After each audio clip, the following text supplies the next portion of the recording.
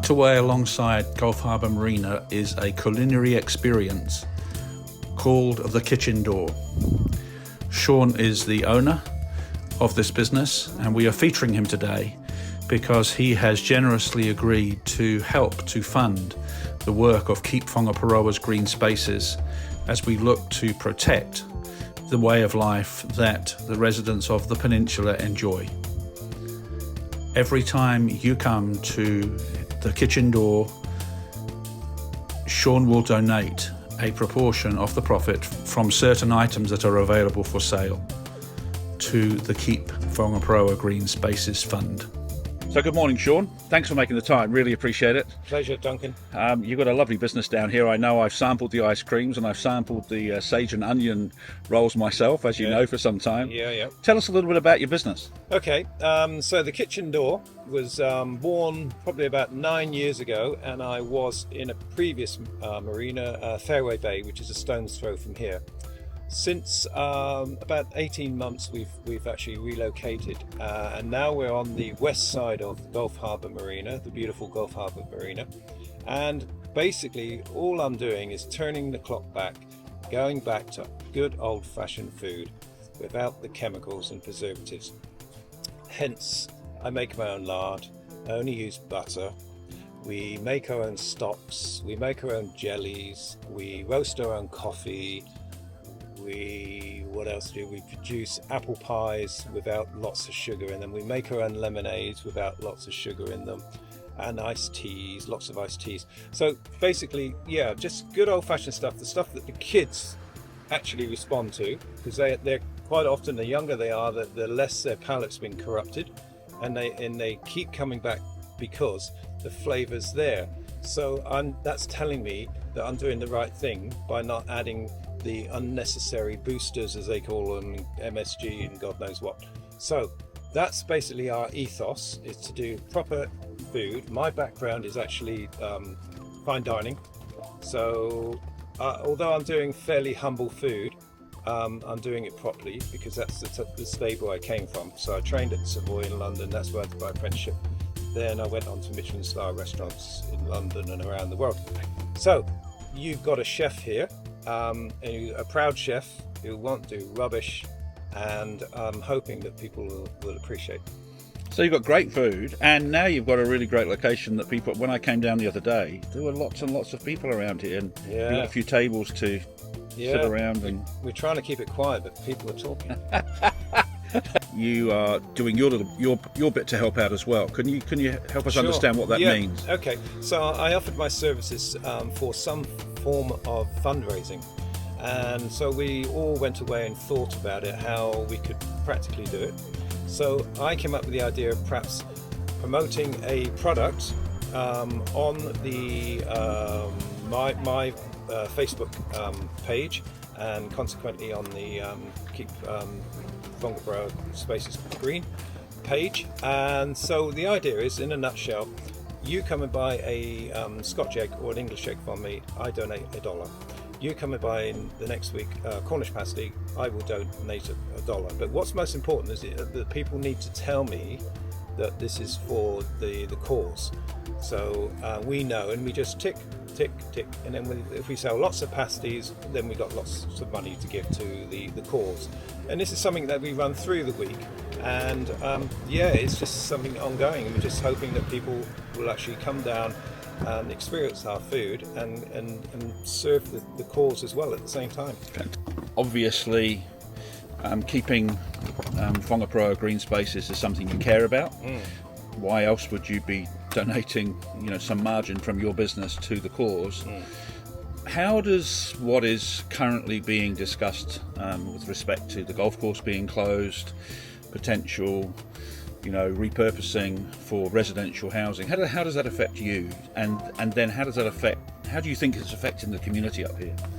Okay, well, I think that we all need green spaces. I think if you look around Whangaparoa, Gulf Harbour particularly, there's been a lot of mistakes been made in previous subdivisions where they're literally, and I was talking to one construction worker a while ago, and he remembered that he was a carpenter and he built quite a few houses around here, and quite often they would jump from one house to the next So that's telling us, or me, that the density is too high. And I think if we're not careful, something like that could happen again.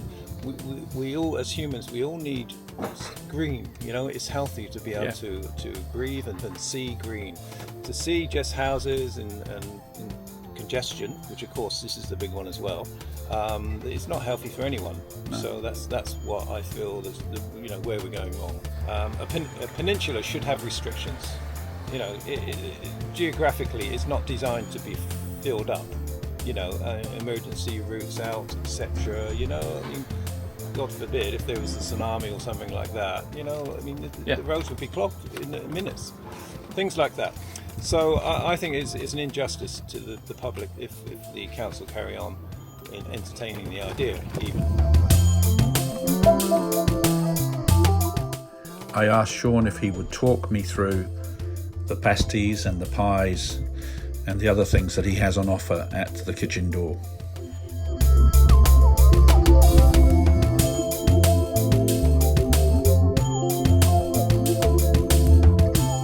Basically, we've got our pasties and our fisherman's pie here. So we've got the Cornish pasties, we've got the coronation pasties, cheese and onion potato, we've got the chicken leek and home smoked. We smoke our own bacon here, we cure our own bacon. And that's our sage and onion sausage wraps that you were talking about earlier. Oh yeah, fantastic. And this is a new one. This is a fisherman's pie with smoked cow eye, which I smoke here. And it's actually gluten-free, so it's open to those unfortunate people as well. Yeah. And then we've got our beef and red wine reduction, venison and red wine reduction pie there. And this is a white wine venison pie with plum sauce. We've got a steak Guinness and mushroom pie. And we have a smoked beef with roasted apricots and a coriander homemade tomato sauce. And just to keep the natives happy, I've made a steak and cheese pie. But that's my version. It's a bit chefy. There's a red wine reduction in there. And of course, not forgetting the humble Melton Mowbray pork pies. We make the lard here. We're actually just making some now. That's lard being made, and that's for the hot water pastry. So we've got our apple and blackberry pies, and that's made with a shortbread pastry, which we make here, of course. And then we have some mini fruit cakes there as well. The good thing about these pies is there's not much sugar in them, because I don't add any sugars to the Granny Smith's apple, so you've only got the sugar from the shortbread pastry underneath on top. And our roasted coffee, of course. That's our roasted coffee, and that's a Brazilian empanada bean. Well, thank you, Sean, and we'll all make sure to come and visit you, and to make sure that you know that we want to donate to the KWGS cause. I could almost leave this picture here for a while and just relax looking at that beautiful food. Keep Whangaparoa Green Spaces was formed in 2021 by a group of peninsula locals when Greg Oliver first bought the golf course. They were suspicious that he would not be committed to running the golf course and maintaining this invaluable community asset. They believed that he would only be interested in closing the course to build houses, given his property development background. We have already represented everyone on the peninsula at council meeting of the Parks and Recreation Committee and presented a petition signed by almost 5,000 residents of the community. We have urged the council to maintain its stance on the encumbrance that is essential to preserve the quality of life that all residents of the peninsula, not just the residents of Gulf Harbour, and indeed not just its golfers, currently enjoy. Most importantly, you can get involved. First of all, if you can find the time to go to www.kwgnz.org, you can sign up for email updates, and we will be coordinating both communications and preparing actions that we can take as a community. Secondly, if you subscribe to this YouTube channel, you will be able to see all of the videos that we create. And if you press the notifications bell, then you will be notified when a new video update is available for you to watch. If you like the video, then YouTube will learn that there are people who are interested in this channel, and it will be easier to find. There is no charge to you for doing any of this, and we maintain the highest standards of privacy and security with the information that you give to us. Thank you for watching this video. We will do our best to keep you up to date with developments that affect all of us as residents of this wonderful community on the Whangaparaoa Peninsula.